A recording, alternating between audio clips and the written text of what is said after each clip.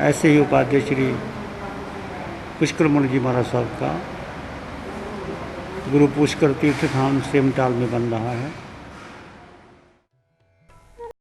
सन 1976 में मुनि श्री पुष्कर जी महाराज को आचार्य सम्राट श्री आनंद ऋषि जी महाराज ने उपाध्याय पद प्रदान किया।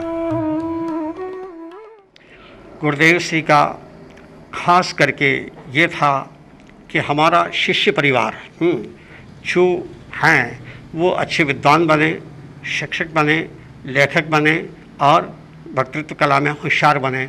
इसकी प्रेरणा वो सतत हमको क्या है कि देते रहे। उपाध्याय पद पर विराजित होने के बाद उपाध्याय श्री पुष्कर मुनि जी महाराज का पहला वर्षावास कर्नाटक राज्य के रायचूर में था। अपने जीवन काल में उपाध्याय श्री पुष्कर मुनि जी महाराज ने 69 चातुर्मास किए। अपने इन 69 चातुर्मासों के दौरान उपाध्याय श्री ने लगभग 60,000 किलोमीटर की पदयात्राएं की। आइए एक नजर डालें गुरुदेव पुष्कर मुनि जी महाराज के विस्तृत चातुर्मासों की श्रृंखला पर।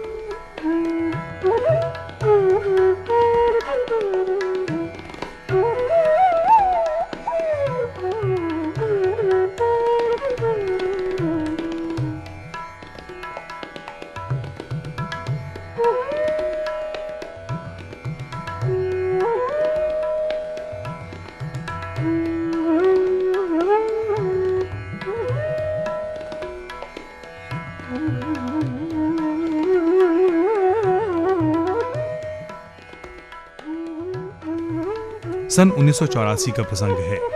तब उपाध्याय जी का वर्षावास दिल्ली के चांदनी चौक में था। अवसर था उपाध्याय जी की पावन जयंती। इस पावन जयंती पर भारत के तत्कालीन राष्ट्रपति ज्ञानी ज़ैल सिंह ने उपाध्याय जी को विश्व संत की उपाधि से अलंकृत किया था। कहा जाता है उपाध्याय श्री जी के मुख से उच्चारित मंगल पाठ की ध्वनि की तरंगें स्वतः ही दूर दूर तक पहुंच जाया करती थीं।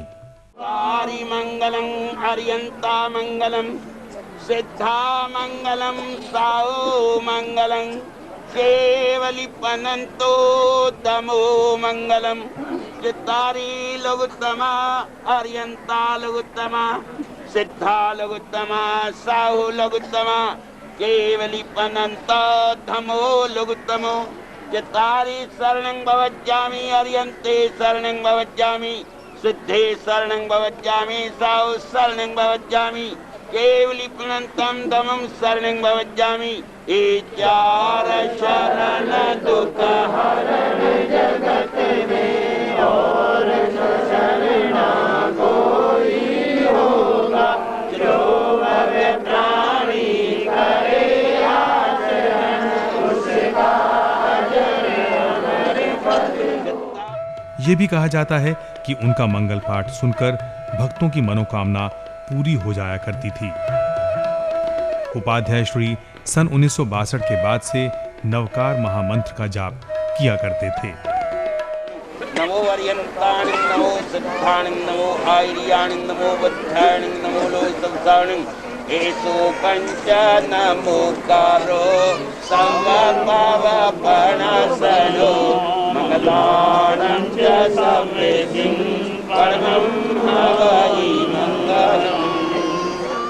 करेमि भन्ते सामायं सावत्यं जोगं पचकाई यावत् जीवाये दिव्यं दिव्यनं न करेमि न कार्वेमि करंतम्पि अन्नं न समनुजानामि मनसा वैसा कैसा तस्वन्ते परिक्रामि नंदामि कर्यामि न पाणिं वोसे वोसे। नमस्कार हो उपाध्याय जी महाराज को। विश्व संत साधना के शिखर पुरुष उपाध्याय पूज्य गुरुदेव श्री पुष्कर मुनि जी महाराज एक महान जपी तपी संत मुनिराज थे। अध्ययन की दृष्टि से, प्रवचन की दृष्टि से जहाँ वो निष्णांत थे, वहीं जीवन के अंदर जप साधना में वो बहुत आगे बढ़ गए। नियमित वो समय पर रात्रि को 2 से 4, दिन में 11 से 12, शाम को 8 से 9 प्रतिदिन वो जाप किया करते थे। मैं तो चाहूँगा कि कम से कम 100 कैंप सेवा के इस साल लगे, जगह जगह हिंदुस्तान भर के अंदर हम जरूरतमंद लोगों का सहयोग कर सकें। उपाध्याय श्री के व्यक्तित्व ने लघु से विराट का जो रूप लिया था, उसके प्रभाव से अनेकों शीर्ष पदों पर आसीन लोग भी अछूते ना रह सके। उपाध्याय श्री ने लगभग 135 ग्रंथों की रचना की। इनमें 111 जैन कथाओं की पुस्तकें हैं। आइए एक सूक्ष्म नजर इन पर डालें।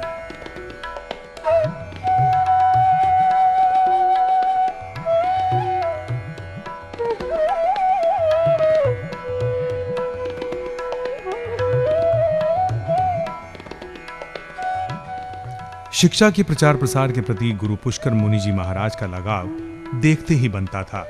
घटना सन 1975 की है। गुरुदेव का वर्षावास पूना में था। उसी दौरान पूना विश्वविद्यालय के अध्यक्ष डॉक्टर एस बारलिंगे जी से गुरुदेव का परिचय हुआ। इस परिचय ने रंग दिखाया। पूना विश्वविद्यालय में जैन धर्म और दर्शन संबंधी अध्ययन और अध्यापन के लिए एक जैन चेयर की स्थापना करने की योजना बनी। परिणाम स्वरूप जैन चेयर का कार्य आरंभ हो गया। ये एक दुष्कर कार्य था जिसे मुनि पुष्कर जी ने कर दिखाया था। पूना विश्वविद्यालय के कुलपति श्री दाभोलकर जी ने विशेष रूप से इस प्रकार कृतज्ञता प्रकट की थी।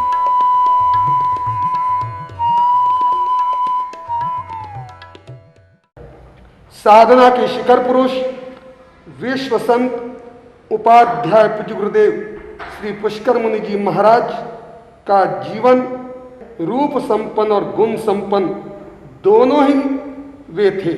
उनका चरित्र बहुत उज्जवल और आदर्श चरित्र था और ये हमारा सौभाग्य, हमें उनका शिष्य होने का गौरव प्राप्त हुआ। उन्होंने पूरे देश के अंदर कश्मीर से लेकर कन्याकुमारी तक, कटक से लेकर कटक तक जन जन के अंदर व्यसन मुक्त समाज को तैयार किया। उन्होंने लाखों लोगों को मांसाहार छुड़ाया, शराब छुड़ाई और साधना के बड़ी प्रहरी थे। उपाध्याय श्री पुष्कर मुनि जी महाराज का अध्ययन अध्यापन के प्रति लगाव का ही परिणाम है कि आज पूरे भारत में सैकड़ों की संख्या में धर्म स्थानक एवं बालक बालिकाओं के लिए धार्मिक अध्ययन हेतु वाचनालय, पाठशालाएं एवं कॉलेज स्थापित हो चुके हैं।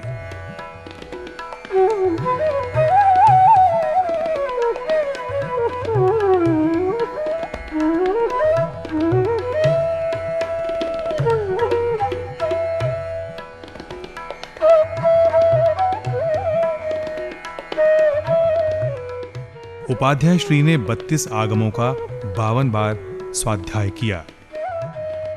उपाध्याय श्री पर उनके गुरु श्री ताराचंद्र जी महाराज की छत्र छाया 33 वर्षों तक रही। अनंत की यात्रा। चैत्र महीना था। शुक्ला नवमी का दिन था। प्रातःकाल का समय। सूर्य उदय होने ही चला था। प्रतिक्रमण पूरा हो चुका था। केवल प्रत्याख्यान करने थे। श्रद्धेय गुरुदेव श्री ने कहा, देवेंद्र, अब मेरा अंतिम समय आ गया है। मैं अब कुछ ही समय का मेहमान हूं। अब मुझे चौविहार संथारा करा दो। संथारे के समय गुरुदेव श्री पूर्ण जागरूक स्थिति में थे। उसके पश्चात उन्हें बोलने में कुछ कठिनाई का अनुभव होने लगा, किंतु उनके मुखारविंद पर अपूर्व तेज झलक रहा था।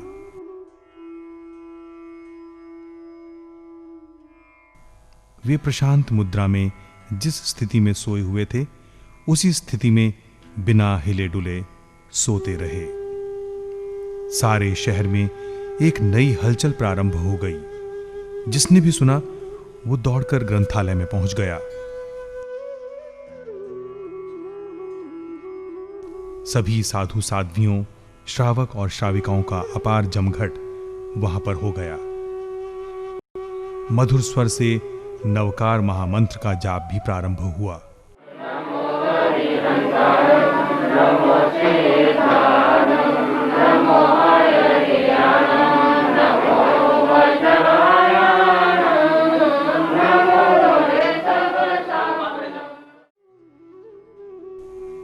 गुरुदेव की मुखाकृति से ये स्पष्ट ज्ञात हो रहा था कि वे परम समाधि में लीन हैं।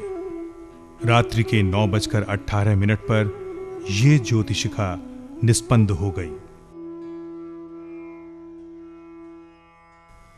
चारों ओर नीरव और निस्तब्ध वातावरण छा गया।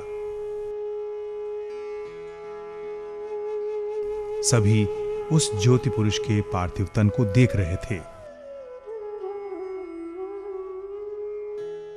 तन वही था, किंतु प्राण पखेरु उड़ गए थे। पूज्य गुरुदेव हमें छोड़कर किसी अन्य लोक यात्रा पर पधार गए थे। जैन परंपरा का यह अभिमत है कि आत्मा देह से जब निकल जाती है तब भी कुछ समय तक आत्म प्रदेशों के बंधन प्रभावशाली रहते हैं।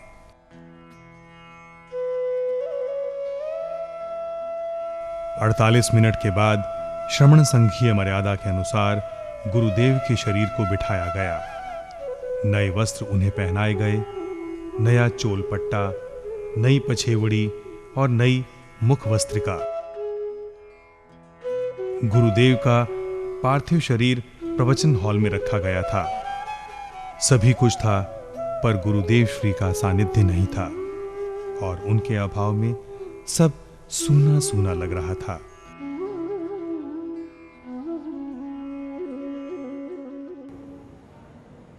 पूरे देश में ध्यान का संदेश दिया, जप का संदेश दिया, व्यसन मुक्ति का संदेश दिया। उन दुर्भागी व्यक्तियों को जो कई बीमारियों से ग्रसित थे, पीड़ाओं से ग्रसित थे, आपदाओं से ग्रसित थे, उन्हें एक स्वस्थ जीवन जीने की घड़ी प्रदान की, आशीर्वाद प्रदान किया। और आज उन्हीं की बदौलत लाखों लाखों गुरु भगत भारत भर में ही नहीं विदेशों में फैले हुए उनका जन्म शताब्दी वर्ष मनाने जा रहे हैं। ऐसे महायोगी, महाध्यानी, महागुरु के चरणों में करोड़ों करोड़ों नमन, करोड़ों करोड़ों नमन, करोड़ों करोड़ों नमन। बोलिए उपाध्याय पूज्य गुरुदेव श्री पुष्कर मुनि जी महाराज की जय हो, विजय हो। उदयपुर के इतिहास में पहली बार स्वर्गवास के समय इतनी उपस्थिति देखकर सभी विस्मित हो गए।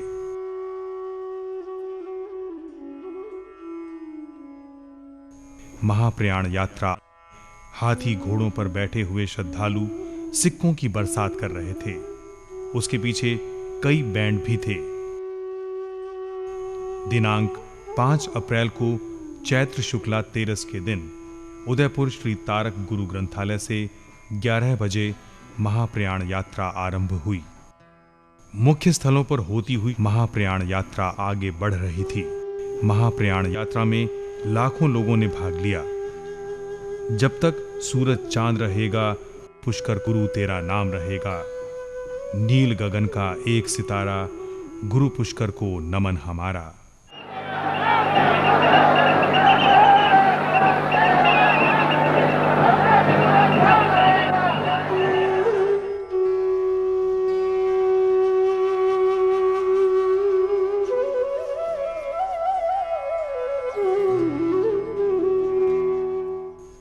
महाप्रयाण यात्रा सभी क्षेत्रों से घूमती हुई 3 बजे पुनः ग्रंथालय पहुंची।